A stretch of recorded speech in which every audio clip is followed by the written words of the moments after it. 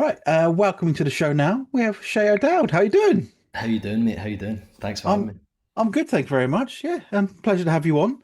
Like, we've been playing. I was having a look back through the playlists. We've had Now or Never, Never Made It Out. Loved both those Nice. tracks. Nice. Class. Love that. Thank you so much. And then also we've got the new single now, Time and Space. Yep. It's looking good for you, isn't it? Yeah, it's been really cool, mate. I mean, I started releasing music last year around April time, um, and like a lot has happened in that first year, so it's been really cool. And I'm just buzzing to keep releasing music. Yeah, I mean, I saw one review. I've seen it a couple of times actually, where people have compared you to like Lewis Capaldi, and this may seem like a stupid question, but would you actually want his sort of rise? Because his like he went from playing like gigs, a couple of hundred people to suddenly 10,000 people. Like that rise was quite a big jump. Yeah, I mean, I guess I'll take it if it could happen. I guess anyone would take it. But yeah, in an ideal world, things would be gradual. But I think in music, you can't ever really um, predict those things. I think sometimes it just does go from it's like all or nothing. Do you know what I mean? So, Yeah. um, yeah. But like I said, I would not complain at all. It's just because I was just thinking this, it's that exposure to like the A-list world, like the pressure that suddenly you're put Yeah, under from if you kind of get to build up a little bit better, it just yeah. I feel like it might be You're better. 100% right. I mean, I even noticed it on such a small scale um, at the very start when last year I played it was one of my first gigs and it was my sold out King Tut's, and then the second gig was a sold out St Luke's, and even that at such a small scale was already moving quite quickly, because I hadn't had the experience of playing in pubs and clubs and all that kind of stuff. So yeah, I definitely do think that there is merit in taking your time and you know learning the craft. Do you know what I mean? Yeah. So that's definitely something I've been trying to do more, is play more live, and I've got some festivals and stuff like that coming up. So yeah, live is definitely where I want to be doing more of. I mean, how was it having your first sold out show with King Tut's? That's like because that's a legendary venue. Yeah, it was really cool, mate. Honestly, it was that was the whole plan. Like, with me and my manager, when we wanted to put music out, we were like, right, how do we get a story? And the story was like Lewis Capaldi. I think him and Paul and Tino and Joseph, that my manager's also managed. There's only a handful of artists basically that have sold out King Tut's before releasing any music. So that was the goal. And yeah, we were like, if we're going to release music, we need to sell out King Tut's before the first single. And we fortunately done that. So yeah, that was some buzz, mate. Honestly, and playing that show the first night, um, it was class. Like, all my pals were there, and just it was such a good night. Yeah. So when did you actually first start like writing music and playing music? Been playing for quite a while. But when I was younger, I was more into football, mate. I wasn't really the music kid. I was always playing football. And I guess that was probably cooler at school to be good at football. I think anyway. But it wasn't until later on in my teenage years that I started kind of dabbling in songwriting. I went to see a band called Picture This in Glasgow at the garage, and when I seen them do that, I was like, oh, I really want to give that a go. So I started writing songs, pretty rubbish songs, like everyone I think at the start, and then yeah, I just kept doing it, and I left school. I went to Riverside Music College, and I kind of found some pals there, and I then met my manager and all that kind of stuff. And I spent a couple of years going to London and writing songs and working with different writers and producers, and I guess learning my craft that way. And then last year, obviously, we put the foot in the gas and thought, right, okay, let's start releasing music. So like musically then, who's kind of inspired you? Like who do you listen to and go, yeah, I like their style, I like their vibe. That's kind of who I want to be like. Yeah, definitely a big one for me is Paul Nutini. He's a bit of a Scottish icon, Yeah. and I love his music. Obviously, like you mentioned previously, I love Lewis Capaldi's music as well. Um, the 1975 are one of my favourite bands. and fortunately, like I'm working on an EP. I've just finished it actually, from with a guy called Jamie Squire who's in the 1975. So that's been really cool. I've learned so much working with him. But yeah, that's that. That's a few, and then other artists that I used to listen to would be like when I was younger. I used to listen to like um, Damien Rice and like James Blunt and like Nora Jones because that's what my mum and dad would play. So, but yeah, a big hero of mine would be Paul Nutini. Yeah. I mean, Iron Sky is one of my Yeah, favorite yeah, yeah. songs. He's just, It's I think ridiculous. he's just so good and he's cool. He's just such a cool guy. So yeah, I definitely look up to him. I do feel old though when you said that your parents used to listen to Damien Rice because I love Damien Rice. Yeah, I yeah, used to yeah, listen to yeah. him all the time. Yeah, yeah. No, literally, and David Gray and stuff like that. I actually just recently seen David Gray like last year live, and it was absolutely amazing. So yeah, All of them are just really, really like intricate songwriters. I think that's the thing that's yeah, kind of connected them all. Is yeah, actually they're all like really personal and just like most of them are quite raw as well, especially like Damien Rice and the people like that. They're just yeah. Mate, I mean, it's funny you say that because like when I kind of was getting into music, I was more getting into it from the songwriting perspective. Like I said, I wasn't playing tons of pubs and clubs when I was younger, so didn't have much experience live. So all of my experience in music was in studios, writing songs with people. So like last year when we were like, right, okay, we're going to play live. Like I was unsure whether I was actually going to like that or not. You know what I mean? Because I'd just been in studios, and then as soon as I got the bug for playing live, I was like, right, okay, I want to do this. Like this is fun. yeah. I mean, I kind of laugh, but actually, there are some people that just really like songwriting and they're not performers because Yeah, of stepping out on course. stage is it's a difficult thing. Of course, mate, of course. And for a good while, I thought I was one of them. But now I'm going to give the artist thing a go. But yeah, I definitely, like you said, like all those people I've mentioned, the core of why I like them is because they're amazing songwriters. Yeah.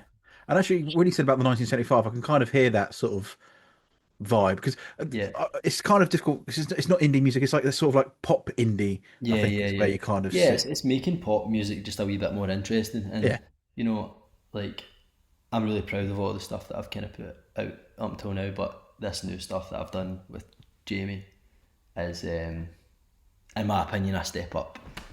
So I'm really looking forward to putting that EP out and seeing what people think. see, I like that because it should kind of be a step up, especially this early on in your career. If you're kind of going, we've already peaked. Like, No, no, exactly, exactly. Like I think you should always kind of be looking to make better stuff, and I think people like to see that.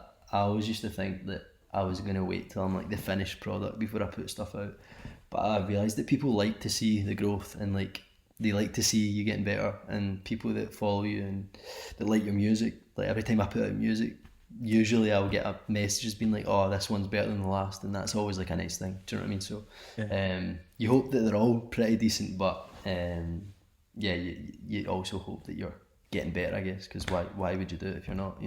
true. And at some point, you are going to end up with some ones you're like, oh, did I do that? Oh, well, we'll move on Yeah, yeah, quickly. yeah. I know that's always the case. Like, even yeah. Sometimes when you're playing live, you work out what ones you like playing live and what ones just sound good in the recording, but they don't translate as well live. Then, but that's something I've been thinking about a lot now. Is when I'm recording music, is like how it's going to translate live, which is I guess why I'm really buzzing about this new music because that's all been thought about.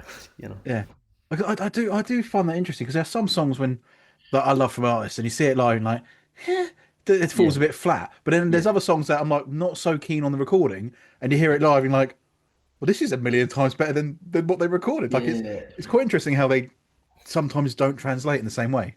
Yeah, I think that's the hard bit, I guess. Like, I've noticed that, like, sometimes you see, like, artists on TikTok and they'll have, like, a moment on TikTok where them and a guitar playing the song and then they'll go and record the song.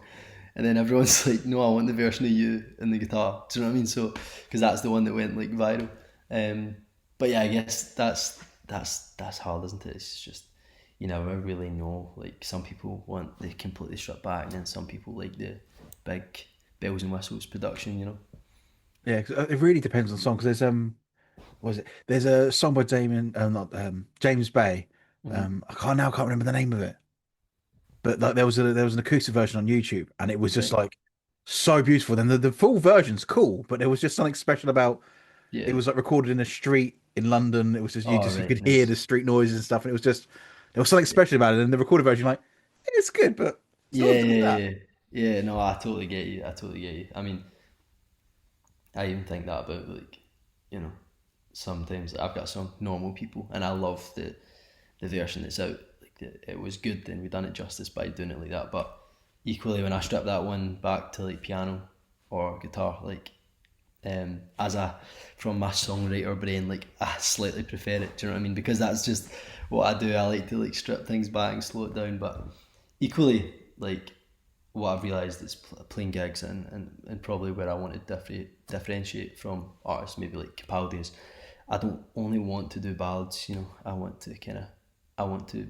That's why I like the 1975, because their shows are like a roller coaster. You know, it's like Yeah. high energy and it comes back down and it's back up. You know, I want to do it all, make people dance, laugh, cry. Everything in one show. So that's what we've been working on. Because also you're early enough in your career to not be like pigeonholed into, well, you're the ballad guy now. Like Yeah, you yeah, don't so you're quite like in that time that you've got that time to go, well, we're gonna do this. I can show you this as well. Like totally, we're not just gonna totally. be here. We're gonna Yeah, of drift in course. between. Like I think that is like obviously, and I'll take it every day because, like, I would absolutely love to even half a career as Lewis Capaldi. But yeah, that is always like the direct comparison because like we're both Scottish, you know what I mean, and I'm obviously influenced off of his stuff.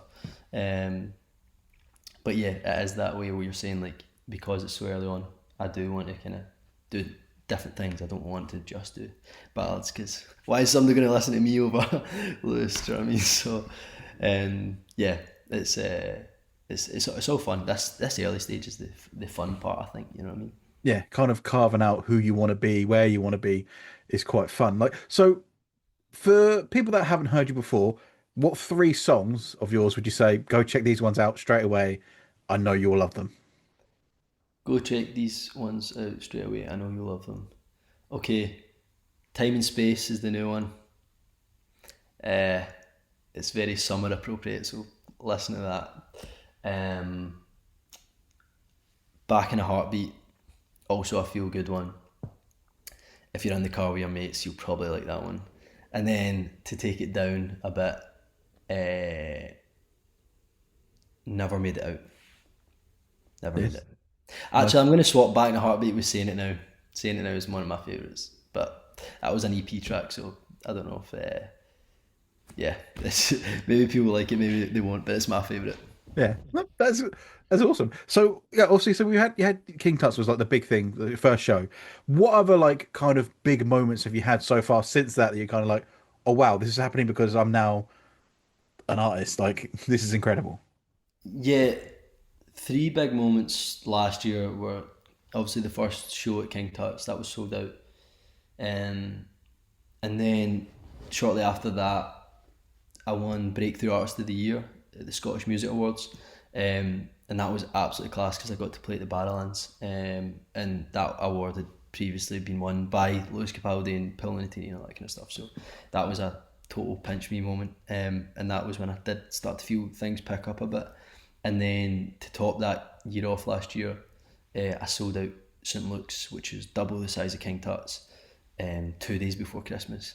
So that was an absolute blast. And that was my last like headline show. And now obviously this year, I think because I had a good year last year, like I've been booked for like quite a lot of festivals across the UK this summer.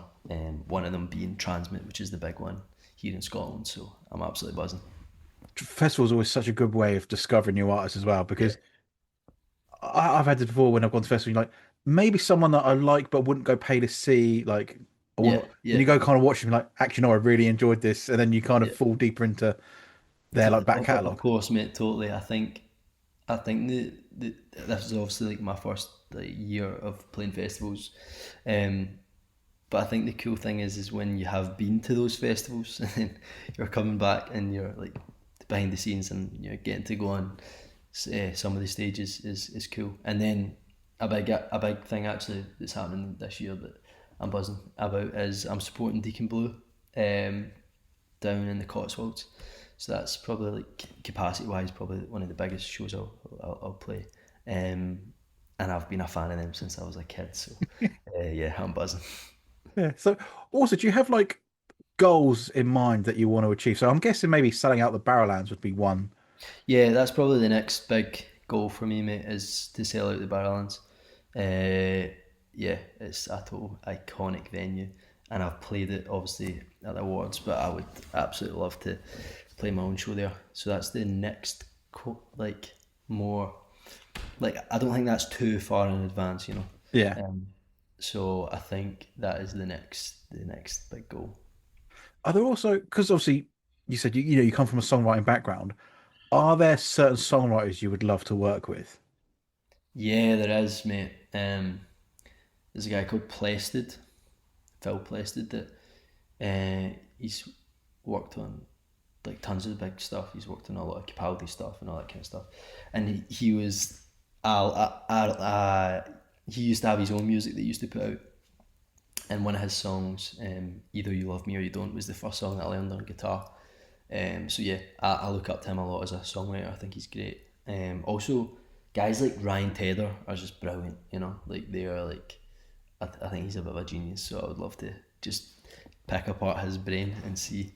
And then also just some of the artists that I mentioned that are just like amazing songwriters that I would just like Yeah. love to just be a fly in the wall in the room. You know.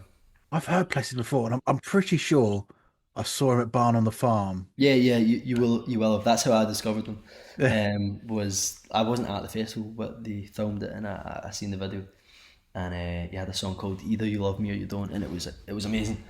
And yeah, I became a fan of his music, and then now I think he's just doing more like songwriting stuff. So when's the EP coming out this year? Is it that Coming yet? out October time, October, So but wow, yeah. there will be the first single of it is coming relatively soon. How annoying is it when you finish something like we've got to wait till October before we can release the whole I thing? know, mate. Well, I started this EP like away last year, so and we wrote like it's only a four-track EP, four or five, four, and we wrote like eight, 9 songs, and scrapped the rest. So it was quite like a big process doing it, but that's what I like to. Working with Jamie was like, let's just get it right. We're not in a rush to like, we want to make something that's impactful and that's the best that we can do. Do you know what I mean? So, Yeah. and it definitely is the best that I've got so far. It better not be the worst. Well, let's fingers crossed. So this year then, so the big things so you got Transmit, you've got so the EP's coming out in October. So what other things have you got lined up for the rest of the year for you? So I've got these festivals coming up, and then I will be doing my own headline shows later on in the year, but that's not announced. Um, and yeah, like a lot of this stuff that's coming out is not announced yet. But yeah, I've got more music coming out, more festivals that are announced, and then more of my own headline shows outside of my hometown. Yeah. So I'll be coming to England. It's very exciting. I love it. I love when interviewing bands and artists and you're like, so what's coming up? I'm like, I don't know what I'm allowed to say. Yeah, yeah, yeah, yeah. Like, it's But good stuff. There's good I stuff don't on the care. I'm way. like, it's roughly all like roughly. Do you know what I mean? Shows, music. Yeah. No, it's a very exciting time, and like I said, we've loved playing the songs that we've heard so far. Like I really love Now or Never. Like I had that on repeat loads. It's a great track, that one. Oh, cheers. And Time and Space is yeah, it's proper summer vibes for a really rainy day. I know, I know, I know. Yeah, so it's a really exciting year for you, Shay. So thank you so much for joining us on the show. Thank you so much for having me, mate. Cheers.